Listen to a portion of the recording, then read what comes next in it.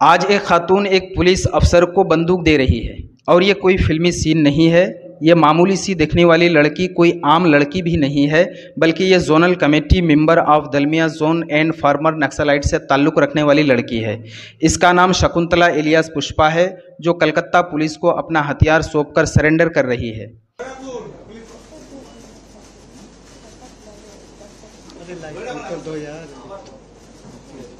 मैं तो ऐसा ही सोचे हैं, अभी का जो परिस्थिति है, अभी जो आंदोलन चल रहा है, हम सोच रहे ये आंदोलन आगे नहीं बढ़ पाएगा।